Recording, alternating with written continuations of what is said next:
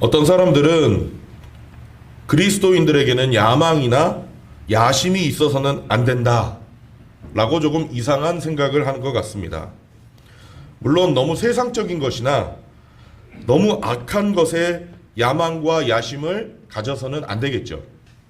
하지만 야망과 야심 그 자체가 잘못되었다고 말할 수는 없습니다. 사실 거룩한 야망, 거룩한 야심 이런 것들은 우리에게 필요하고 또 우리 주님도 우리 예수님도 성경에서 권하고 계시는 것입니다. 오늘 우리가 읽은 본문 이 마가복음 9장의 부분이 바로 그런 내용이 적혀 있습니다. 예수님이 가이사랴 빌립보 지방 북쪽에 있는 헤르몬산 근처에서 사역을 마치시고 남쪽 지방으로 내려가시기 시작합니다. 남쪽 지방으로 내려가시는 최종 목적지는 예루살렘이에요. 다시 말하면 예수님이 남쪽으로 가시는 최종 목적은 예루살렘에 가셔서 십자가에서 죽으시기 위해서 지금 남쪽으로 내려가시기 시작하는 겁니다. 그래서 예수님이 지금부터 하시는 말씀들은 결국에는 죽음을 앞둔 유언처럼 비장하게 말씀하시는 것들이 많이 나옵니다. 갈릴리 지방, 이스라엘 북부 지역에 있는 이 갈릴리 지방을 지나시면서 예수님이 제자들에게 이렇게 말씀하십니다. 그게 30절, 31절, 32절인데 같이 읽겠습니다. 그들은 거기서 나와서 갈릴리를 가로질러 가고 있었다. 예수께서는 이것을 남들이 알기를 바라지 않으셨다.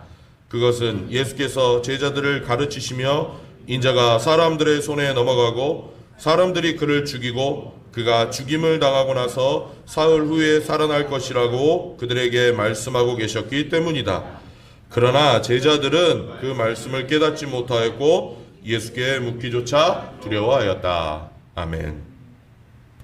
예수님이 죽으시기 전에 나는 죽을 것이고 그리고 나서 부활할 것이다 라는 것을 몇 차례에 걸쳐서 제자들에게 말씀하셨습니다.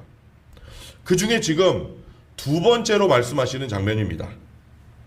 그런데 제자들이 예수님이 나는 죽었다가 부활할 것이다 라고 하는 이 말씀을 무슨 뜻인지 알아듣지를 못했습니다. 아마 이때쯤에는 제자들이 우리 예수님이, 우리 선생님이 배반당해서 잡히실 것이다, 죽으실 것이다 라는 것은 이해를 하고 있었던 것 같아요. 그런데 예수님이 죽었다가 다시 살아날 것이다 라고 하시는 이 말씀은 아직 무슨 뜻인지 도무지 이해를 못했던 것 같습니다. 이걸 이해하지 못하니까 결국에는 지금 정확하게 예수님이 무슨 말씀을 하고 계시는 건지 감을 잡지를 못했어요. 제가 저번에도 말씀드렸는데 우리가 이런 생각하시는 분들이 꽤 많은 것 같아요. 2000년 전에 살았던 사람은 과학적인 사고방식을 갖고 있지 않기 때문에 누가 죽었다가 살아났다고 해도 그대로 그냥 딱딱 믿을 것이다. 기억나십니까? 세상에 그런 거 없습니다. 죽은 사람이 살아난다는 것은 지금 사람이나 옛날 사람이나 쉽게 믿을 수 있는 것이 결코 아닙니다. 오히려 지금 사람들은요, 장례식이 나면 누가 장례를 치릅니까? 전문가들이 장례를 치릅니다. 가족들이 직접 시신을 수습하지 않습니다. 그렇죠? 그런데 옛날 사람들은요, 죽은 사람들을 직접 수습했잖아요. 사람이 죽었다 살아난다 라는 것이 얼마나 불가능한 것인지 오히려 시신을 직접 수습하면서 살았던 그 당시 사람들이 우리보다는 훨씬 더 잘 알았을 가능성이 저는 크다고 생각합니다. 2000년 전에 살았기 때문에 예수가 부활했다라고 하면 아 그렇구나 하고 딱딱 믿었다? 결코 그럴 수 없다는 것입니다. 예수님의 제자들이 좋은 예죠. 예수님이 아무리 말씀을 하셔도 이 사람들이 예수님이 죽었다가 살아날 것이다 라는 사실을 끝까지 믿지를 못했습니다. 도대체 예수님 그게 무슨 말씀이십니까? 라고 물어보기도 겁이 났다고 여기에 기록이 되어 있습니다. 실제로 예수님이 십자가에 죽으셨을 때 예수님이 곧 부활하실 것이다 라는 소망을 가지고 끝까지 견뎠던 제자가 한 사람도 없었습니다. 이랬던 제자들이 얼마 지나지 않아서 부활의 증인이 되어서 자기 목숨을 아깝지 않게 던지는 사람들이 되었던 것. 저는 이거 하나만 봐도 예수님이 부활하셨다는 사실이 확실하다고 믿습니다. 아무튼 예수님이 남쪽으로 가시다가 갈릴리 지역의 중심지였던 예수님이 사역의 근거지로 삼았던 가버나움이라는 곳으로 가셨습니다. 거기서 어떤 집에 들어가셔서 제자들에게 질문을 하세요. 33절, 34절 시작. 그들은 가버나움으로 갔다. 집 안에 계실 때 제자들에게 물으셨다. 너희가 제자들은 잠잠하였다. 그들은 길에서 누가 가장 큰 사람이냐는 것으로 서로 다투었던 것이다. 아멘. 제자들은요, 예수님이 정확하게 무슨 얘기를 하시는 건지는 몰랐지만 아마 우리가 예수님과 헤어질지도 모른다, 예수님이 배반당해서 잡히실 것이다 라는 감은 잡고 있었던 것 같습니다. 그러니까 자연스럽게 이런 얘기가 나왔겠죠. 아, 그러면 예수님이 안 계실 때 우리 중에 누가 대장이 되어야 하느냐, 이런 얘기가 나왔을 겁니다. 근데 이런 얘기가 나오니까 서로 다툼이 생겼습니다. 아니면 제자들이 아직도 이스라엘 백성들이 가지고 있었던 전통적인 메시아에 대한 기대를 가지고 있었을지도 모릅니다. 장차 메시아가 오시면 우리 이스라엘이 외국의 압제로부터 해방되어서 부흥이 일어나고 온 세계를 평정하고 다스리게 될 것이다. 이런 메시아에 대한 기대를 가지고 있었기 때문인지도 모릅니다. 왜요? 이런 기대를 가지고 있으면 장차 우리가 모시고 있는 이분이 왕이 될 텐데, 그때 이분이 왕이 되면 누가 더 높은 자리를 차지하느냐, 이 이야기로 다툼이 일어났는지도 모릅니다. 그때 예수님이 그리스도인 리더는 어떻게 해야 되는가, 하나님이 원하시는 올바른 그리스도인 리더는 어떤 사람인가에 대해서 가르쳐 주십니다. 35절 시작. 예수께서 앉으신 다음에 12제자를 불러놓고 그들에게 말씀하셨다. 누구든지 첫째가 되고자 하면 그는 모든 사람의 꼴찌가 되어서 모든 사람을 섬겨야 한다. 아멘. 너희들 대장이 되고 싶으냐? 그러면 내가 가르쳐 줄게. 너희가 대장이 되고 싶으면 꼴찌가 되어야 한다. 대장이 되고 싶으면 뭐가 되어야 돼요? 꼴찌가 되어야 된다. 이거 얼마나 간단하고 짧은 말입니까? 그런데 이 짧은 말 속에 예수 믿는 사람은 어떤 지도자가 되어야 하는지, 어떻게 하면 예수 믿는 사람이 높은 사람이 되는 것인지 예수님의 중요한 교훈이 담겨 있습니다. 예수님의 이 말씀을 통해서 우리에게 주시는 첫 번째 교훈은, 첫째가 되고자 하는 욕망은 잘못된 것이 아니라는 사실입니다. 첫째가 되고자 하는 욕망은 잘못된 것이 아니다. 오히려 예수님은요, 지금 첫째가 되려고 하면 어떻게 해야 되는지 그 방법을 가르쳐주고 계십니다. 왜 그래요? 첫째가 되고자 하는 그 욕망 자체가 나쁜 것은 아니기 때문입니다. 우리 성도님들, 쓸데없이 자기 자신을 비하하지 마시고 주님을 위해서 거룩한 욕심, 거룩한 욕망 많이 가지시기를 바랍니다. 이 거룩한 야심, 거룩한 욕망, 이거는 좋은 겁니다. 우리 성도님들 중에 내가 우리 교회에서 가장 많이 섬기는 사람이 되겠다, 내가 우리 교회에서 가장 11조 많이 하는 사람이 되겠다, 이러면서 사시는 분들이 있어요. 그렇게 하려면 시간이 좀 걸리겠죠. 근데 이거 좋은 소원 아닙니까? 저는 기왕에 예수 믿을 바에, 기왕에 우리 하나님 뜻대로 살아갈 바에 큰 야망, 거룩한 큰 꿈을 가지고 살아갔으면 좋겠습니다. 큰 욕심 가지세요. 거룩한 야망 가지셔서 주님 위해서 큰일 하다 주님 앞에 가시기를 바랍니다. 두 번째, 우리가 얻을 수 있는 교훈은 누구의 눈에 첫째가 되어야 될지 선택해야 된다는 것입니다. 누구의 눈에 첫 번째가 되어야 할지 선택해야 한다. 누구든지 첫째가 되고자 하면 모든 사람의 꼴찌가 되어서 모든 사람을 섬겨야 한다라는 예수님의 말씀에는 이런 의미가 담겨 있습니다. 여기 첫째, 꼴찌 이런 얘기가 나오는데 어떤 한 경기에서 한 사람이 첫째도 되고 꼴찌도 될 수 있습니까? 물론 혼자 경주를 하면 첫째도 되고 꼴찌도 될 수 있겠죠. 그런데 혼자 하는 거는 경기가 아니죠. 경주가 아닙니다. 예수님이 첫째, 꼴찌 얘기를 하시는 건요, 어떤 관점에서는 첫째, 어떤 관점에서는 꼴찌 이렇게 될 수 있다라는 관점에 대해서 얘기를 하시는 겁니다. 다시 말하면 하나님의 눈의 첫째인지 세상의 눈의 첫째인지 너희는 결정해야 된다 라고 지금 말씀하시는 거예요. 예수님이 하신 말씀, 하나님의 눈의 첫째가 되기 위해서는 세상의 눈으로 볼 때는 꼴찌가 될 수 있다는 것을 알아라 라고 말씀하시는 겁니다. 우리가 선택해야 된다는 거죠.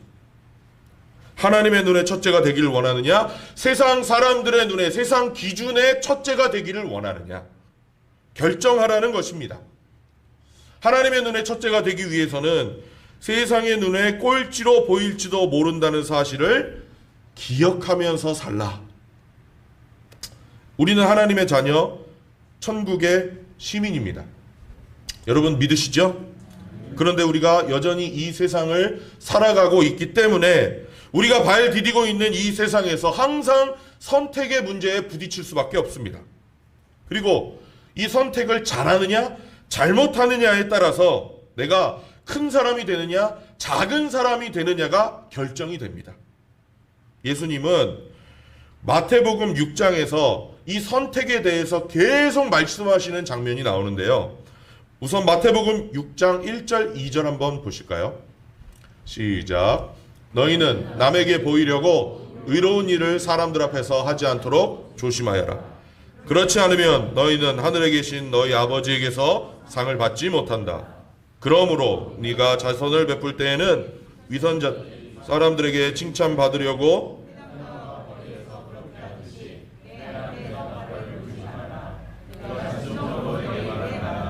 그들은 자기의 상을 이미 다 받았다. 주님이 지금 선택하라고 말씀하시는 거죠. 너희들이 좋은 일로 남을 도울 때 사람에게 칭찬받기를 원하느냐 하나님께 칭찬받기를 원하느냐 결정하라는 것입니다. 저 사람 좋은 일 참 많이 한다. 자선을 많이 베푼다. 기부 많이 한다. 정말 좋은 사람이다. 이렇게 세상 사람들에게 칭찬받기를 원하면 하나님의 칭찬이 없어진다는 겁니다. 너희의 상은 이미 다 받았다라는 게 그런 내용이죠. 하나님의 칭찬을 선택했다고 하면 남이 모르게 아무도 하나님만이 칭찬하실 수 있는 복을 받으라는 것입니다. 선택입니다. 계속해서 5절 6절에 보면 기도에 대해서도 너희는 선택하라. 예수님이 이렇게 말씀하세요. 5절 6절 시작. 너희는 기도할 때 위선자들처럼 하지 말아라. 그들은 사람들에게 보이려고 회당과 기도하기를 좋아한다. 내가 너희에게 진정으로 말한다. 이미 다 받았다. 너는 기도할 때 골방에 들어가 문을 닫고서 숨어서 계시는 너의 아버지께 기도하여라. 너의 아버지께서 너에게 갚아주실 것이다. 아멘. 너는 사람들에게 저 사람 기도 참 잘한다. 기도 열심히 한다. 이런 소리 듣기 원하느냐?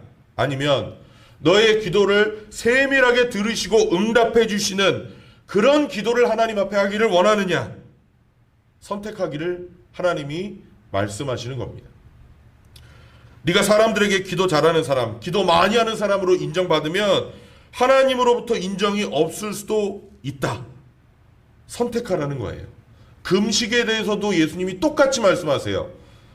16절, 17절, 18절 시작. 너희는 금식할 때 위선자들과 같이 슬픈 기색을 띠지 말아라. 그들은 금식하는 것을 남에게 보이려고 얼굴을 흉하게 한다. 너희에게 말한다. 그들은 자기네 상을 이미 받았다. 너는 금식할 때 낯을 씻어라. 드러내지 말고 보이지 않게 숨어서 계시는 내 아버지께 보시게 하여라. 그리하면 남모르게 숨어서 보시는 내 아버지께서 너에게 갚아주실 것이다. 아멘. 금식도 저 사람 5일 금식했대. 저 사람 한 달 했대. 저 사람은 40일 금식 기도를 2번이나 했대.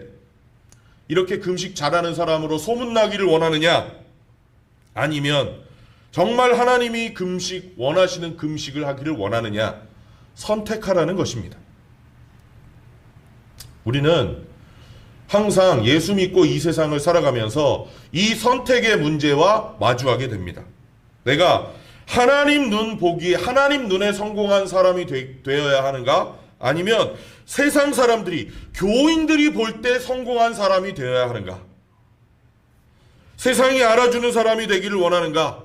내 옆에 있는 지체들이 알아주는 사람이 되기를 원하는가? 아니면 하나님이 알아주시는 사람이 되어야 하는가? 항상 이 선택의 문제를 우리는 마주하면서 살아갑니다.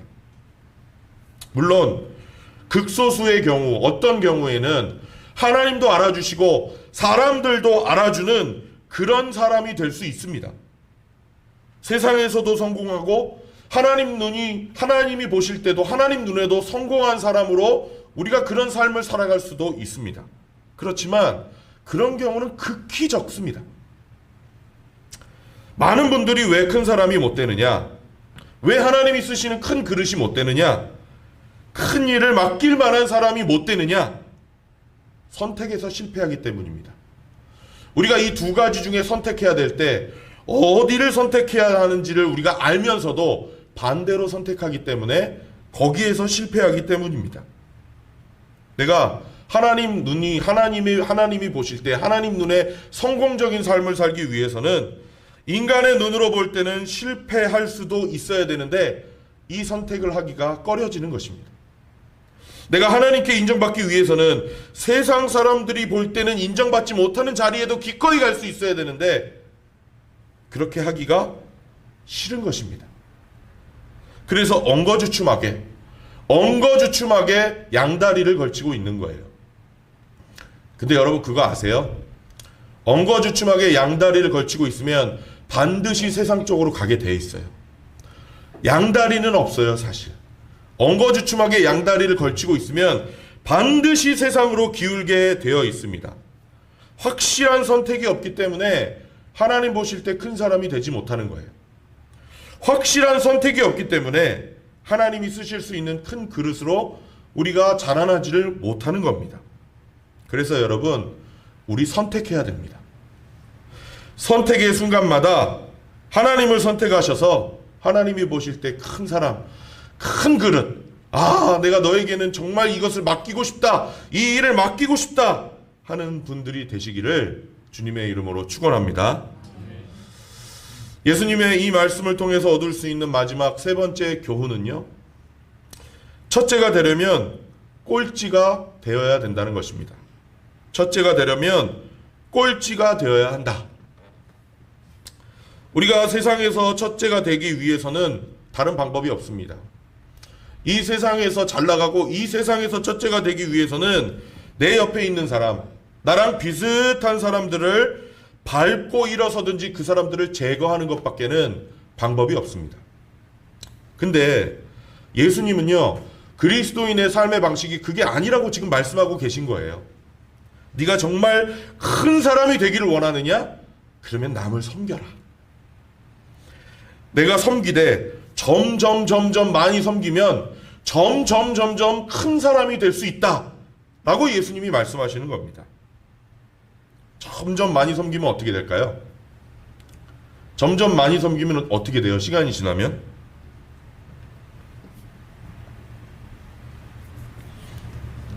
한 번도 가보지 못한 영역이죠, 우리가 점점 많이 섬기면 이제 우리 위에 상점밖에는 없는 거예요. 맞습니까? 그러면 어떻게 돼요? 우리가 자연스럽게 종 중에 종, 꼴찌가 되는 겁니다. 그러면 하나님 보시기에는 뭐가 된 거예요? 첫째가 되었다는 겁니다. 딛고 일어서는 것이 아니라, 제거해버리는 것이 아니라 우리는 섬김으로써 큰 사람이 되는 것입니다.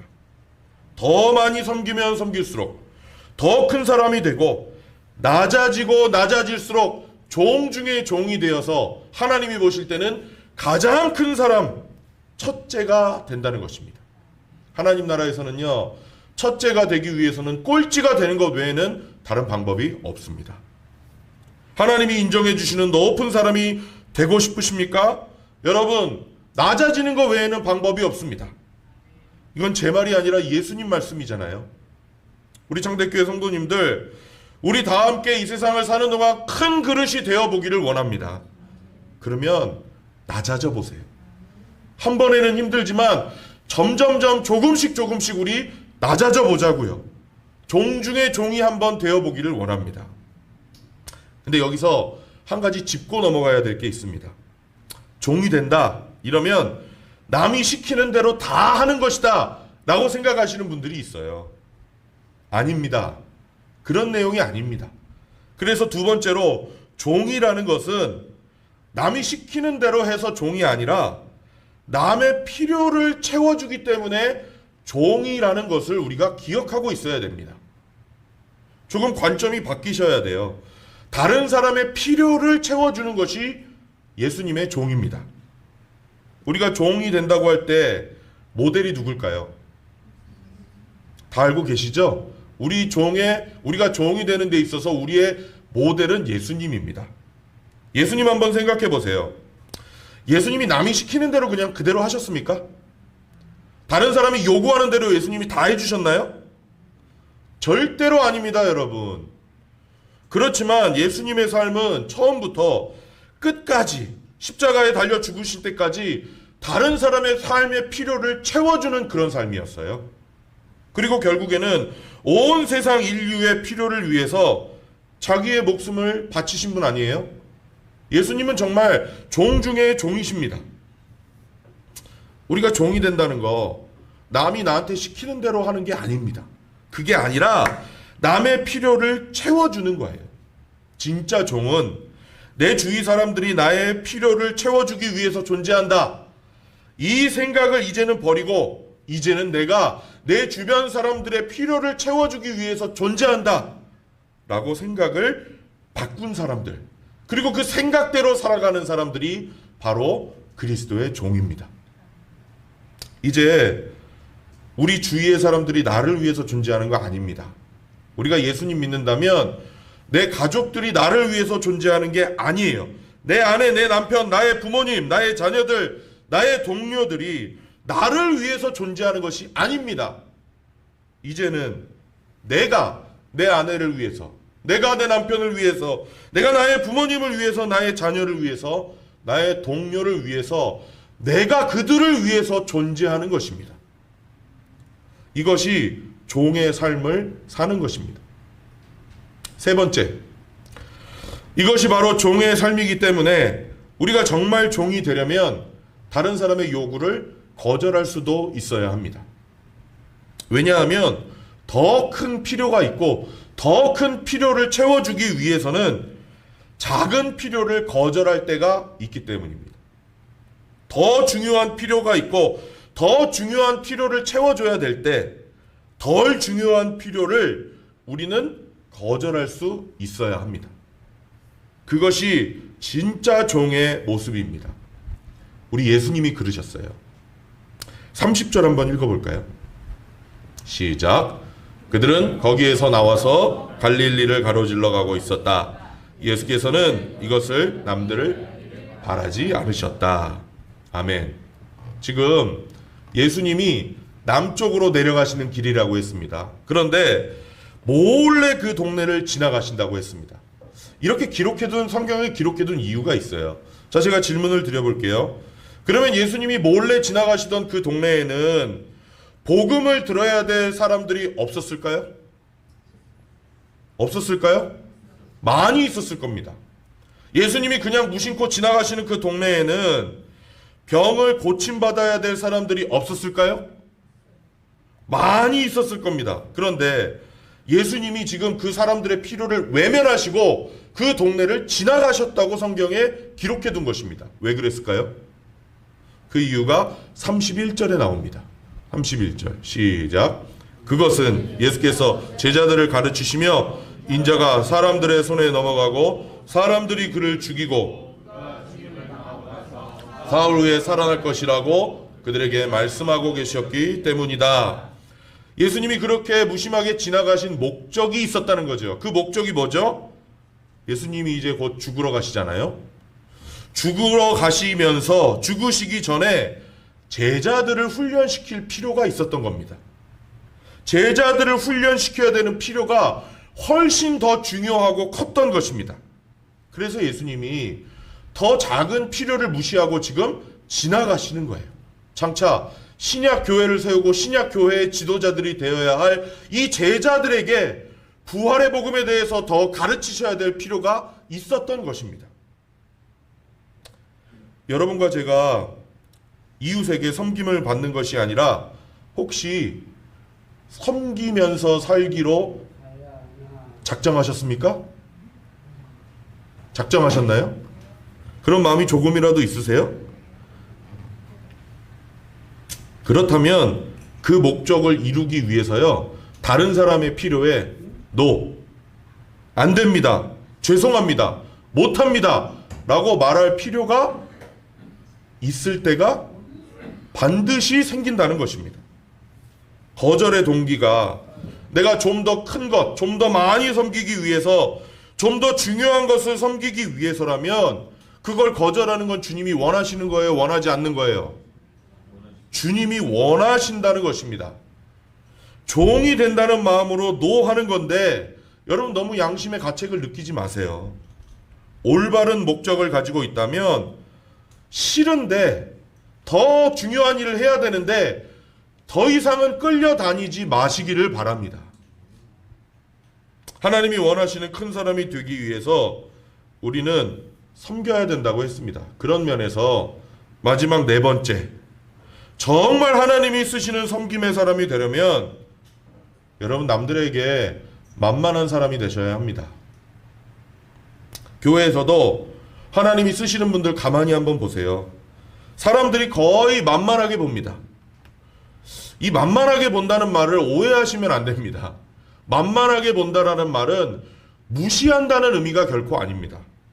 부탁할 것이 있으면 쉽게 가서 말한다는 거예요. 형제님, 이것 좀 해주시면 안 될까요?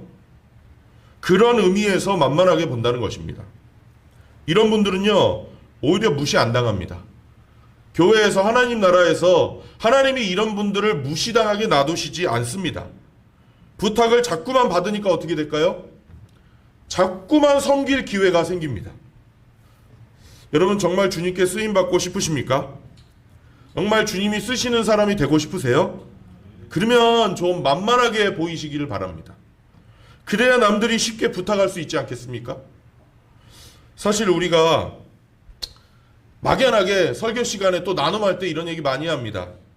나 좀 큰 사람이 되고 싶습니다. 앞으로 섬기면서 살겠습니다. 근데 구체적인 방법은 모를 때가 얼마나 많습니까? 그래서 제가 지금 그 구체적인 방법을 알려드리는 거예요. 만만한 사람이 되십시오. 사람들이 나에게 찾아와서 쉽게 부탁할 수 있는 그런 만만한 사람이 되시기를 바랍니다. 어떤 분들은요, 다른 사람들이 만만하게 보면 자기를 깔봤다고 기분 나빠하십니다. 세상에 그런 바보 같은 사람이 어디 있어요? 내가 가질 수 있는, 내가 하나님으로부터 받아서 누릴 수 있는 기회 중에 커져갈 수 있는 좋은 기회를 받은 건데, 내가 남을 섬길 수 있는 기회를 받은 건데 오히려 좋은 거 아닙니까? 여러분 생각을 바꾸세요. 어떤 분들은요, 남들이 나에게 부탁하면 나한테 이거 시켰다고 기분 나빠하는 분들이 있어요. 아니 그러면 남들이 불편해서 부탁도 못하는 사람인데 어떻게 종이 되려고 그러세요? 어떻게 섬기려고 그러시는 거예요? 그러니까 큰 그릇이 되기가 어려운 거죠. 하나님이 보실 때 첫째가 되려고 하시는 분들, 제발 남들에게 만만하게 보이는 거 두려워하지 마시기를 바랍니다. 무슨 일이 있으면 그 사람 얼굴이 먼저 생각나고, 부탁할 게 있으면 그 사람한테 쉽게 전화할 수 있는 그런 만만한 사람, 우리 한번 되어봤으면 좋겠어요. 그렇게 점점 낮아져서 사람들이 일이 있을 때마다 나를 찾아오고 나에게 부탁하고 나에게 도움을 요청하고, 그런 인생 얼마나 귀하고 멋진 인생입니까? 창대교회 그런 분들 점점 많아져서 하나님이 보실 때 더 높아지는 첫째가 되는 인생들이 다 되셨으면 좋겠습니다. 섬기다 보니까 상점밖에 남지 않는 인생, 꼴찌가 되는 인생. 그런데 하나님이 보실 때는 네가 첫째야, 네가 1등이야, 네가 내 마음속에는 넘버원이야. 이런 칭찬을 듣는 저와 여러분이 되기를 주님의 이름으로 축원합니다.